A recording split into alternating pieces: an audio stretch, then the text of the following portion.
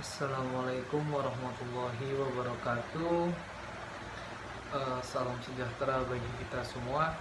Kenalkan, nama saya Juni Senandiana Gatot. Saya adalah mahasiswa ilmu politik dari Universitas Muhammadiyah Jakarta.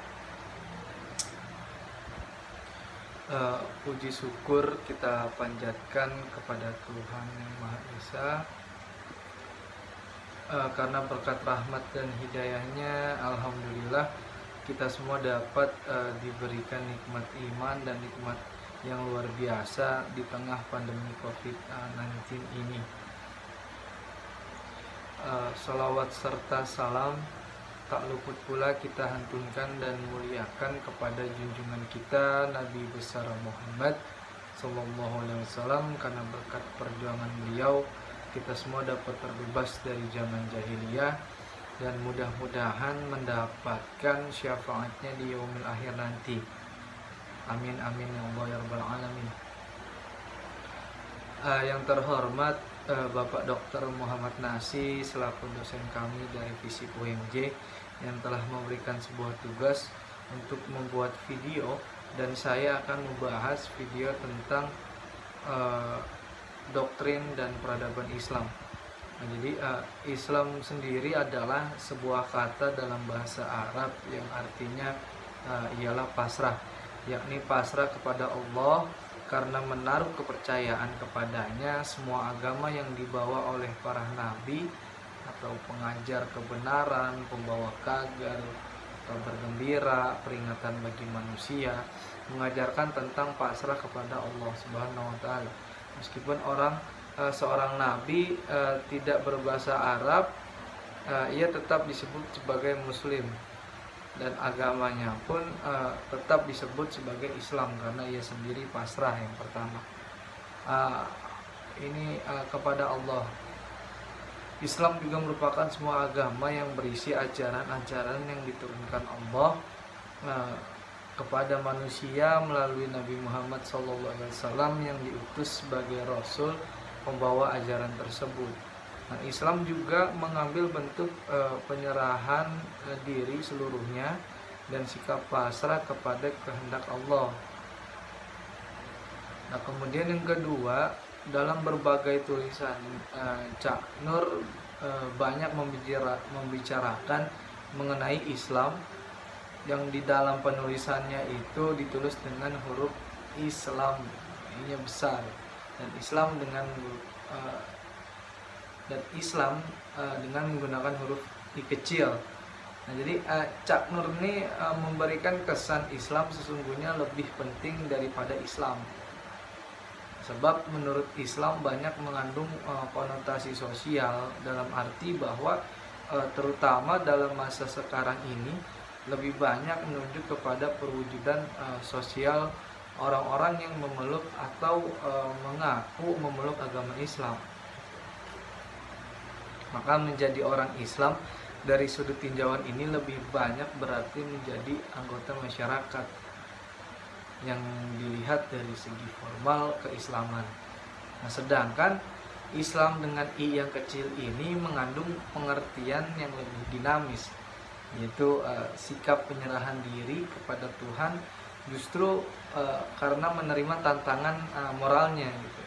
Maka jika digabungkan antara pengertian yang generik Islam dengan I yang kecil dan Islam dengan I yang besar, maka menjadi seorang Islam atau seorang Muslim adalah berarti menjadi orang yang seluruhnya hidup diliputi tantangan untuk senantiasa meningkatkan diri menuju pada moralitas yang sangat setinggi-tingginya. Nah, dengan jalan selalu mengusahakan pendekatan diri kepada Tuhan yang dalam agama disebut takwa. Nah, sedangkan kata modern, jadi ada peradaban modern pada zaman sekarang atau modernitas, modernisme dan modernisasi berasal dari asal kata yang sama, yaitu modernus. Nah, yang artinya baru saja. Kalau bahasa Inggris itu just now. Nah, atau terkini. Nah, sikap dan cara berpikir serta cara bertindak sesuai dengan tuntutan zaman. Nah, tetapi adanya tambahan atau imbuhan yang ada pada ujung kata tersebut menjadikannya itu mengalami sedikit perubahan. Nah, perubahan arti. Jadi modernisasi menurut Cak Nur yaitu proses transformasi perubahan baik dari sikap, mentalitas, untuk menyesuaikan tuntunan hidup dengan tuntunan hidup di masa yang sekarang, di masa kini. Nah, biar terciptanya kebahagiaan hidup bagi manusia.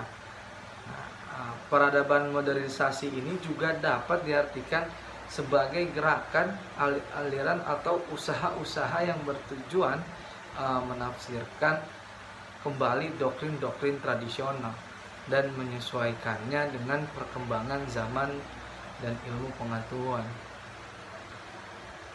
Nah, lebih jauh lagi Cak Nur menjelaskan bahwa peradaban modernisasi ini adalah suatu pemahaman yang diidentikan dengan pengertian rasionalisasi, karena rasionalisasi ini berarti suatu proses yang mengubah pola dan tata cara berpikir yang bersifat tradisional, menjadi tata cara dan pola yang lebih maju dan modern secara rasional. Sedangkan menurut Harun Nasution, peradaban modernisasi mengandung arti pikiran, aliran, gerakan, dan usaha-usaha untuk mengubah paham-paham dari adat istiadat, institusi-institusi lama, dan lain sebagainya, agar semua itu menjadi sebuah atau sesuai dengan pendapat dan keadaan baru yang ditimbulkan oleh pengetahuan dan teknologi modern. Nah, kalau misalkan dua kata di atas tadi digabungkan menjadi peradaban modernisasi Islam, maka peradaban modernisasi Islam ini adalah sebuah gerakan, aliran, dan paham yang ingin merekonstruksi dan mengkoreksi kembali nilai-nilai yang terkandung dalam Islam untuk dapat disesuaikan dengan kebutuhan dan relevansi umat Islam di zaman modern ini. Doktrin Islam dalam peradaban modernisasi memang bukanlah suatu isu yang baru muncul dalam sejarah. Jadi perkembangan pemikiran atau doktrin Islam ini telah lama beredar dan telah banyak menyita perhatian para ilmuwan dan cendekiawan, baik cendekiawan Islam maupun di luar Islam. Nah, salah satu contohnya Maryam Jamilah mengatakan modernisasi peradaban ini adalah suatu upaya untuk menempatkan kembali nilai-nilai teologi tradisional dalam pandangan pemikiran kontemporer. Nah, dalam pemikirannya Maryam Jamilah berpendapat bahwa menciptakan relevansi antara agama dengan kondisi-kondisi dan kebutuhan modern. Jadi agama harus menyesuaikan diri secara harmonis dengan norma-norma yang ada pada dunia modern dan mampu menjelaskan kembali unsur-unsur yang ada di dalamnya gitu, agar tetap sejalan dengan tuntutan zaman. Ketika kita mengaplikasikan segala sesuatu dengan baik sesuai dengan ajaran-ajaran Islam, doktrin-doktrin Islam yang telah kita dapat gitu, kita pelajari, nah itu menjadi kebiasaan dan menjadi keseharian bagi kita khususnya gitu. Karena doktrin Islam ini sangat berpengaruh.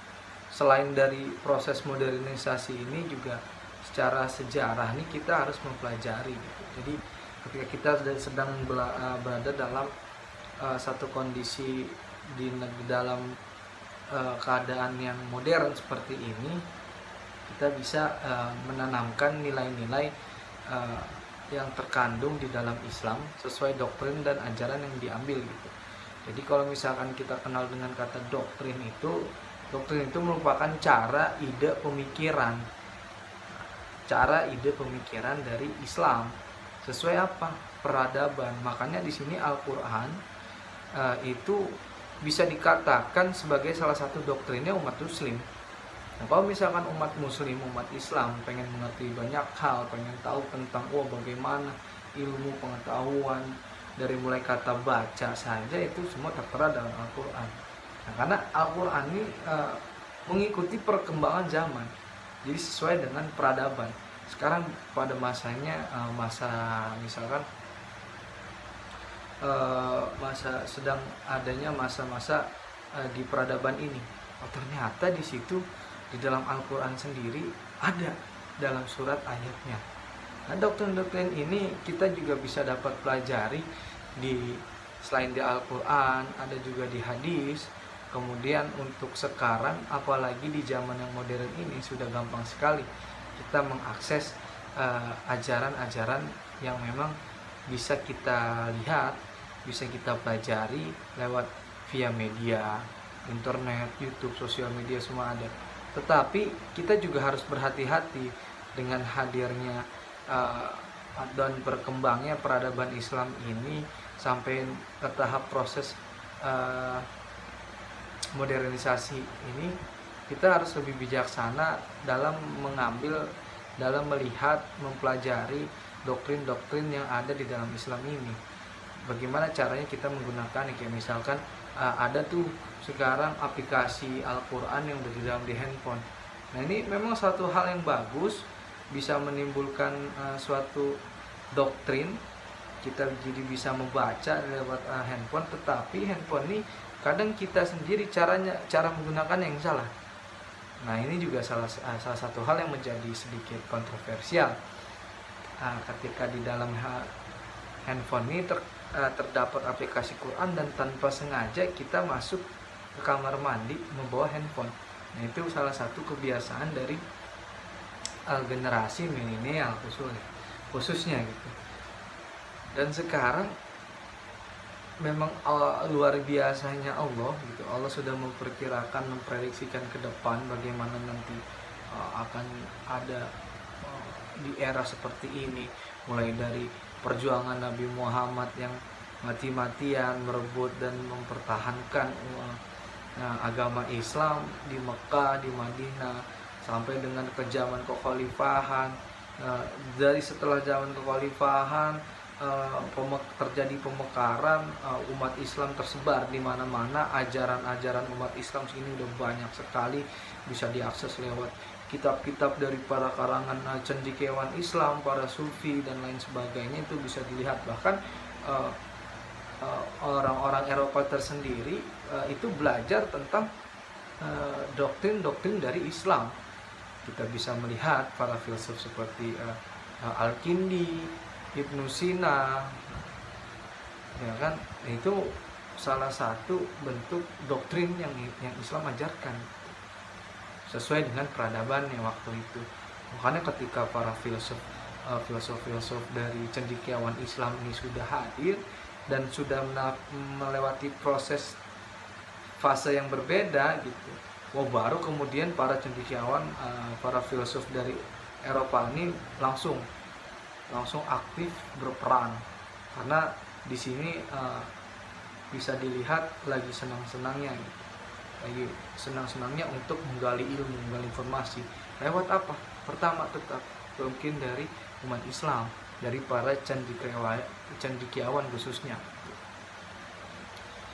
Makanya setelah itu ada di zaman kekaisarannya Turki Utsmani, kala itu mengejar bagaimana setiap masing-masing tokoh masyarakat ini atau tokoh agama ini mensiarkan Islamnya, doktrin-doktrin, ajaran-ajaran tentang Islam, memperkenalkan Islam. Jadi itu ada fase peradaban dalam sejarahnya. Kemudian yang kita kenal di Indonesia itu Islam hadir pertama kali datang dibawa oleh para pedagang dari Gujarat Arab, kemudian bersyiar, ditambah lagi banyak Indonesia kini waktu itu mempunyai wali songo, para wali-wali yang bertugas untuk menyebarkan doktrin, ajaran Islam. ini membenarkan dan meluruskan serta merevisi dari segi akhlak. Jadi banyak proses perjalanan peradaban mulai dari awal mulainya Islam sampai dengan Islam yang sudah menjadi agama yang luar biasa besar di dunia dan memiliki doktrin-doktrin, ajaran-ajaran yang baik, bagus dan benar jika seseorang itu benar-benar mempelajari dan memahami dalam konteks keimanan. Nah, mungkin itu saja yang dapat saya sampaikan. Yang salah datangnya dari saya, yang benar datangnya dari Allah. Billahi fisabilil haq fastaqil khairat. Assalamualaikum warahmatullahi wabarakatuh.